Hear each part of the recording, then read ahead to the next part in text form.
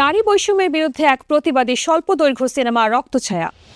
2 বছর পর অপুর ভয়ঙ্কর প্রত্যাবর্তন। ফেব্রুয়ারিতে আসছে জয়ার নতুন সিনেমা।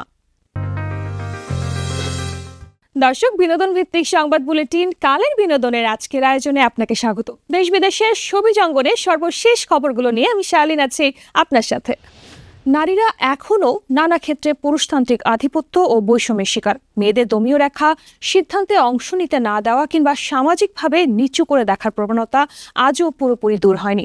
এমন একটি বাস্তবতাকেই পর্দায় তুলে ধরতে নির্মিত হয়েছে স্বল্পদৈর্ঘ্য সিনেমা রক্তছায়া। বিস্তারিত জাকির আহমেদের প্রতিবেদনে।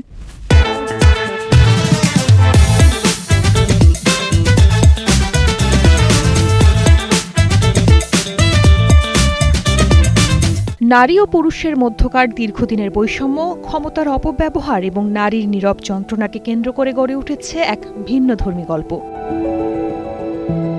সম্প্রতি রাজধানীর বিভিন্ন লোকেশনে চলছে নাটকটির দৃশ্যধারণ। আলী জুলফিকার জাহেদীর রচনায় ও পরিচালনায় নাটকটির প্রধান চরিত্রে অভিনয় করেছেন আমান রেজা ও রুনা খান। এই মুহূর্তে আছি আলী জুলফিকার জাহেদী ভাইয়ের সেটে। রক্তছায়া একটি স্বল্পদৈর্ঘ্য চলচ্চিত্রের কাজ আমরা করছি। এই সমাজের বা রাষ্ট্রের প্রেক্ষাপটে এখন অনেক কিছুই ঘটছে, যেগুলির একটা অনেকটা রিলেট করার মতো একটা গল্প। তো সেই দিক থেকেই আর খুবই আমার কাছে মনে হচ্ছে খুব চ্যালেঞ্জিং একটা ক্যারেক্টার। প্রত্যেকটা চরিত্রই আর জাহেদী ভাইয়ের নিজের একটা টেন্ডেন্সি আছে যে দেশকে রিপ্রেজেন্ট করা। বাট আমি এতটুকুই বলছি, আমরা যারা শিল্পীরা কাজ করছি বা পুরো টিম যারা কাজ করছি, নতুন একটা কিছু দিব সবাইকে। আজকে আমরা একটি স্বল্পদৈর্ঘ্য চলচ্চিত্রের শুটিং করছি। এটির নাম রক্তছায়া। নারী কেন্দ্রিক গল্প, সাইকো থ্রিলার বলতে পারি আমরা। আমি যে চরিত্রে কাজ করছি সেই চরিত্রটির নাম শিবানা নাসরিন। পুলিশ অফিসার, খুবই দায়িত্বশীল, একেবারেই প্রথম। এবং আমি যদি ভুল না করে থাকি, আমি বোধহয় পুলিশ অফিসারের চরিত্রেই প্রথম কাজ করছি। নির্মাতা আলী জুলফিকার জাহেদীর মতে, নারীবাদী এই গল্প আমাদের দেশের নারী সহ সব শ্রেণীর দর্শকদের মন ছুঁয়ে যাবে। যত বড় দেশই হোক, যত ডেভেলপ কান্ট্রি হোক, মেয়েরা একটু ছেলে থেকে পিছনে থাকেই। এইটাকেই কেন্দ্র করে গল্পটা খুবই সিম্পল গল্প। গল্পটা বানানো হচ্ছে মেইনলি ক্যানকে উদ্দেশ্য করে। তো ক্যান ফেস্টিভ্যালে যদি যেতে পারি তো খুবই ভালো, আর যদি না হয় তাহলে সমমনা যেগুলো একাডেমিক অ্যাপ্রুভ ফেস্টিভ্যাল আছে সেগুলোতে দেব ফার্স্ট। এটা ওটিটিতে ট্রাই করছি, তারপরে এট দ্য এন্ড ইউটিউবে যায়, এটাই তো স্বাভাবিক। সমাজের অদৃশ্য অথচ ভয়াবহ এই চিত্র দর্শকদের সামনে তুলে ধরার পাশাপাশি প্রশ্ন ছুড়ে দেয়, কবে ভাঙবে এই বৈষম্যের দেয়াল। রক্তছায়া শুধু একটি নাটক নয়, বরং নারী অধিকার ও মানবিক সমতার পক্ষে এক প্রতিবাদী বার্তা। প্রায় 2 বছর পর দুর্বার সিনেমা দিয়ে বড় পর্দায় ফিরছেন অপু বিশ্বাস। এই সিনেমায় তার বিপরীতে আছেন ছোট পর্দার জনপ্রিয় নায়ক সজল। এরই মধ্যে শেষ হয়েছে প্রায় 40 ভাগ কাজ। বিস্তারিত ডেস্ক রিপোর্টে। প্রায় 2 বছর পর ঢালিউডের বড় পর্দায় আবারও ফিরছেন অপু বিশ্বাস। আর সেই ফেরা যেন একেবারেই চেনা ছকের বাইরে। রোমান্টিক কিংবা পারিবারিক গল্প নয়, বরং রক্ত, রহস্য আর থ্রিলারের আবহে নতুন এক অপুকে দেখার প্রস্তুতি নিচ্ছেন দর্শকরা। কামরুল হাসান ফুয়াদের পরিচালনায় থ্রিলারধর্মী সিনেমা দুর্বার দিয়েই অপু বিশ্বাসের এই প্রত্যাবর্তন। সিনেমাটির ফার্স্ট লুক প্রকাশের পর থেকে সামাজিক মাধ্যমে আলোচনার কেন্দ্রবিন্দু হয়ে উঠেছেন এই চিত্রনায়িকা। পোস্টারে অপুকে দেখা গেছে একেবারে ভিন্ন ও রোমহর্ষক গেটআপে। মুখ জুড়ে রক্ত, চোখে রহস্যময় দৃঢ়তা, ঠোঁটের হালকা রহস্যময় হাসি। দীর্ঘ ক্যারিয়ারে এই প্রথম এমন দুর্ধর্ষ লুকে ধরা দিলেন তিনি। এই সিনেমায় অপু বিশ্বাসের বিপরীতে অভিনয় করছেন অভিনেতা সজল। জানা যায়, এরই মধ্যে প্রায় 40% শুটিং শেষ করেছেন নির্মাতা কামরুল হাসান ফুয়াদ। 2023 সালের পর বড় পর্দায় নিয়মিত না থাকলেও 2026 সালে এই থ্রিলার সিনেমা দিয়ে শক্তভাবে ফিরতে যাচ্ছেন অপু বিশ্বাস। জানা যায়, সিনেমাটি এই বছরের কোনো এক সময় প্রেক্ষাগৃহে মুক্তি দেওয়া হবে। শালিন সুমি, কালের কণ্ঠ। আগামী 6 ফেব্রুয়ারি ভারতের পশ্চিমবঙ্গের প্রেক্ষাগৃহে মুক্তি পেতে যাচ্ছে জয়ার ওসিডি সিনেমাটি, যার পরিচালক সুকর্য ঘোষাল। এই মনস্তান্ত্রিক থ্রিলার সিনেমায় জয়া অভিনয় করেছেন শ্বেতা নামের একজন চিকিৎসকের চরিত্রে। সিনেমাটির গল্প আবর্তিত হয়েছে সে তার জীবনের এক তিক্ত অতীত ও মানসিক ট্রমাকে কেন্দ্র করে। সম্প্রতি নিজের ফেসবুকে পোস্টারটি শেয়ার করে জয়া আহসান লিখেছেন, মনের কোণের সব দীনতা মলিনতা ধুয়ে দাও। 2021 সালে শেষ হওয়া সিনেমাটি এখনো মুক্তির আলো দেখেনি, তবে 2022 সালে কলকাতা আন্তর্জাতিক চলচ্চিত্র উৎসবে সিনেমাটির ওয়ার্ল্ড প্রিমিয়ার হয়। এরপর আরও কয়েকটি আন্তর্জাতিক চলচ্চিত্র উৎসবে প্রদর্শিত হয়েছে। দর্শক, এই মুহূর্তে নিয়ে নিচ্ছি ছোট্ট একটি বিরতি। ফিরে এসে জানবো কিভাবে তৈরি হয়েছিল রহমান ডাকাতের এন্ট্রি সিন। ফার্স্ট লুকে ঝড় তুলল স্পিরিট। 3 বছর 9 মাস পর ফিরছে বিটিএস। একমাত্র স্মার্ট সিটি বসুন্ধরা, আধুনিকতায় এক ধাপ এগিয়ে। দর্শক, বিরতির পর আবারও স্বাগত জানাচ্ছি বিনোদন ভিত্তিক সংবাদ বুলেটিন কালের বিনোদনে। সাথে আছে আমি শার্লিন। বলিউড সিনে প্রেমিকদের জন্য বছরের শেষ ধামাকাটা ছিল ধুরন্ধর সিনেমা। সিনেমাটির অ্যাকশন থেকে শুরু করে গান, সব জায়গায় ছিল টান টান উত্তেজনা। কেমন ছিল এই আলোচিত সিনেমার পর্দার পেছনের গল্প? চলুন জেনে নেওয়া যাক এই প্রতিবেদনে। Ladies and gentlemen, you are not ready for this.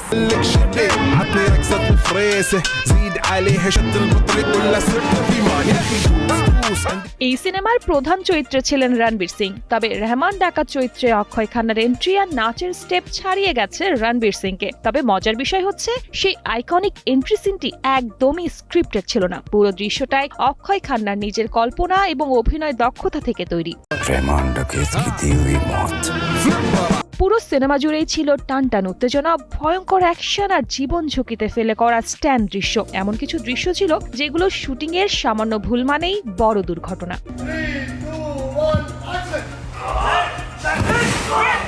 দর্শক পর্দায় যা দেখেছে, বাস্তবে সেই দৃশ্যগুলো শুট করতে গিয়ে ইউনিটকে পোহাতে হয়েছে অকল্পনীয় কষ্ট। সবচেয়ে বিস্ময়কর বিষয় হলো সিনেমার বেশিরভাগ দৃশ্যই বাস্তব। এখানে খুব কমই ভিএফএক্স বা কৃত্রিম প্রযুক্তির ব্যবহার করা হয়েছে। عطني ركزة الفريسة রহমান ডাকাতকে আরো শক্তিশালী ও প্রভাবশালী করে তুলতে ব্যবহার করা হয়েছে বিলাসবহুল গাড়ি, হেলিকপ্টার এবং আধুনিক অস্ত্র। ব্ল্যাক হ্যামার গাড়ি পর্যন্ত দেখা গেছে লাদাখের শুটিংয়ে। শুধু তাই নয়, মিলিটারি হেলিকপ্টার এন্ট্রি দৃশ্যটি সবাইকে শিহরিত করেছে। সেটিও ছিল আসল ভারতীয় সামরিক হেলিকপ্টার। শুটিং লোকেশন ছিল প্রায় 13,000 ফুট উচ্চতায়, যেখানে স্বাভাবিকভাবে শ্বাস নেওয়াটাই কষ্টকর। এই ভয়ঙ্কর উচ্চতায় শুটিং এর সময় অক্ষয় খান্না মাত্র একবার অক্সিজেন মাস্ক ব্যবহার করেছিলেন। এরপর মাস্ক খুলেই এক টেকেই পুরো দৃশ্যটি শেষ করেন তিনি। সেই শুটে উপস্থিত ছিলেন অন্তত 50 জনের একটি টিম। তাদের অক্লান্ত পরিশ্রম আজও ইন্টারনেটে প্রশংসিত হচ্ছে। সবচেয়ে মজার ব্যাপার হলো, এই সিনেমায় অভিনয়ের জন্য নায়ক রণবীর সিং যেখানে পেয়েছেন 50 কোটি রুপি, সেখানে রহমান ডাকাতের মতো গুরুত্বপূর্ণ চরিত্রে অভিনয় করে অক্ষয় খান্না পেয়েছেন মাত্র 2.5 কোটি রুপি। তবে পারিশ্রমিক যেটাই হোক, দর্শকদের চোখে আসল হিরো ছিলেন রহমান ডাকাতি। শার্লিন সুমি, কালের কণ্ঠ। নতুন বছরের শুরুতেই প্রকাশ্যে এলো পরিচালক সন্দীপ রেড্ডির পরবর্তী সিনেমা স্পিরিটের প্রথম পোস্টার। 2026 সালকে স্বাগত জানাতে প্রভাস ও তৃপ্তি দিমরিকে নিয়ে তৈরি এই ফার্স্ট লুক মুহূর্তেই সামাজিক মাধ্যমে ঝড় তোলে। এর ফার্স্ট লুকে দেখা যায় দীর্ঘ চুল দাড়ি ও রক্তাক্ত পিঠ নিয়ে পেছন ফিরে দাঁড়িয়ে আছেন প্রভাস, ঠোঁটে সিগারেট, হাতে গ্লাস। তার চরিত্র যে সহিংস ও তীব্র সেটা স্পষ্ট। পাশে শান্ত ভঙ্গিতে দাঁড়িয়ে তৃপ্তি দিমরি, যিনি সিগারেট জ্বালাচ্ছেন। এই দৃশ্য থেকে শুরু হয়েছে সবচেয়ে বেশি আলোচনা। অনেক ভক্ত প্রভাসের ফিটনেস ও লুক দেখে মুগ্ধ, যা তাদের বাহুবলী যুগের কথা মনে করে দিয়েছে। তবে সমালোচকদের একাংশ বলছেন পোস্টারটি সন্দীপ রেড্ডি ভাঙার আগে সুপারহিট ছবি এনিমেলের সঙ্গে অতিরিক্ত মিল রয়েছে। গানের অ্যালবাম প্রকাশের আনুষ্ঠানিক ঘোষণা দিয়েছে জনপ্রিয় কে পপ ব্যান্ড বিটিএস। 7 সদস্যকে নিয়ে প্রায় 3 বছর 9 মাস পর কোনো অ্যালবাম প্রকাশ করতে চলেছে বিটিএস। এর আগে 2022 সালের জুনে অ্যান্থোলজি অ্যালবাম প্রুফ প্রকাশ করেছিল জিমিনরা। দেশের নিয়ম অনুযায়ী বাধ্যতামূলক সামরিক প্রশিক্ষণ ও একক ক্যারিয়ারে ব্যস্ত ছিলেন বিটিএস এর সদস্যরা। এর মধ্যে দলের RM, জিন, সুগা, জে হোপ, জিমিন, ভি ও জাংকুক সামরিক প্রশিক্ষণ শেষ করে বাড়ি ফিরেছেন। তাই বিরতি ভেঙে গানের অ্যালবাম নিয়ে সামনে আসছেন কে পপ তারকারা। এদিকে নতুন বছর উপলক্ষে নির্বাচিত কয়েকজন ভক্তকে চিঠি পাঠিয়েছে বিটিএস। চিঠিতে লেখা ছিল 20 মার্চ 2026। এতে ভক্তদের প্রতি কৃতজ্ঞতা ও ভালোবাসা জানানো হয়। দর্শক, সময় হলো আরও একটা ছোট্ট বিরতির। ফিরে এসে জানবো ঘরেই বানান মজাদার চিজ কেক। প্রেসার কুকার ছাড়াই মাংস সেদ্ধ করার সহজ কৌশল। একমাত্র স্মার্ট সিটি বসুন্ধরা, আধুনিকতায় এক ধাপ এগিয়ে। বিরতির পর আবারও স্বাগত কালের বিনোদনে। শোবিজ দুনিয়ার আরো খবর নিয়ে সাথে আছি আমি শার্লিন।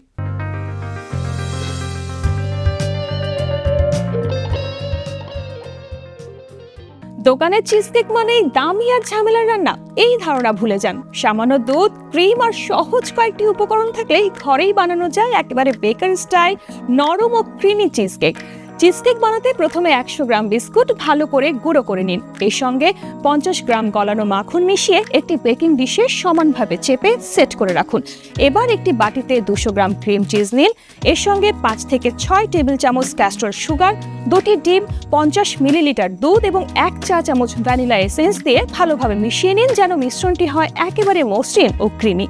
এই প্রস্তুত মিশ্রণটি ধীরে ধীরে বিস্কুটের বেজের ওপর ঢেলে দিন। এরপর 180 ডিগ্রি সেলসিয়াস তাপে 30 থেকে 35 মিনিট ওভেনে বেক করুন। ওপরের অংশ হালকা সেট হয়ে এলে বুঝবেন চিজ কেক তৈরি।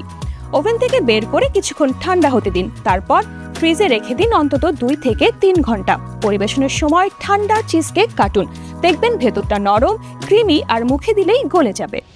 গরু বা খাসির মাংস রান্না করতে গেলেই সবচেয়ে বড় ঝামেলা হয় সেদ্ধ করতে সময় লাগা নিয়ে। তবে চিন্তার কিছু নেই, রান্নাঘরেই থাকা কয়েকটি প্রাকৃতিক উপকরণ ব্যবহার করলেই মাংস হবে দ্রুত সেদ্ধ, নরম আর সুস্বাদু। রান্নার সময় তরকারিতে কয়েক টুকরো কাঁচা পেঁপে বা পেঁপে বাটা যোগ করলে মাংস দ্রুত নরম হয়ে আসে। চাইলে রান্নার আগের দিন মাংসে অল্প বেকিং সোডা মেখে ফ্রিজে রেখে দিতে পারেন। পরে ভালো করে ধুয়ে রান্না করলে মাংস তাড়াতাড়ি সেদ্ধ হয়।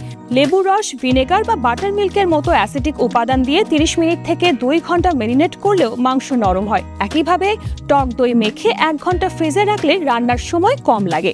রান্না বসানোর আগে মাংসে সামান্য লবণ মেখে রাখলে সেদ্ধ হতে সুবিধা হয়। রান্নার সময় অল্প চিনি যোগ করলেও মাংস দ্রুত নরম হয়। এছাড়া আনারস, পেঁপে বা কিউই ফলের পিউরি ব্যবহার করে মাংস নরম করা যাবে।